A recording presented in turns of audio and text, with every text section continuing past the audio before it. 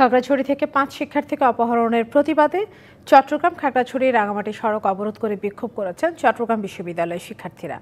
সকালে চট্টগ্রাম খাগড়াছড়ি রাঙামাটি সড়ক ২০ মিনিট অবরোধ করেন শিক্ষার্থীরা। ৫ শিক্ষার্থীকে এক সপ্তাহ পরও উদ্ধার করতে না পারায় সরকারের ভূমিকা নিয়ে প্রশ্ন তোলেন তারা। আজকের মধ্যে শিক্ষার্থীদের উদ্ধারে কোনো অগ্রগতি না হলে আগামীকাল থেকে লাগাতার কর্মসূচি ও চট্টগ্রাম খাগড়াছড়ি রাঙামাটি সড়ক অনির্দিষ্টকালের জন্য বন্ধ করে দেওয়ার হুঁশিয়ারি দেন তারা। ১৬ এপ্রিল সকালে কুকিছড়া থেকে অটোরিকশা করে খাগড়াছড়ি সদরে যাবার পথে গিরিফুলে ৫ শিক্ষার্থীর গাড়ি আটকে চালকসহ শিক্ষার্থীদের অজ্ঞাত স্থানে তুলে নিয়ে যাওয়া হয়। পরে চালককে ছেড়ে দিলেও ৫ শিক্ষার্থীর খোঁজ এখনো পাওয়া যায়নি। আমাদের দাবি হচ্ছে আমাদের দিব্যি চাকমা এবং আমাদের সহপাঠী মৈত্রীময় রিশন চাকমা ওদেরকে আমরা ক্লাসে ফিরে আনতে চাই। আইন শৃঙ্খলা বাহিনীরা কাজ করছে, এটা আমরা খবর পেয়েছি, কিন্তু এখন অবধি তাদের কতদূর কার্যক্রম আমরা কোনো কিছুর আপডেট পাচ্ছি না।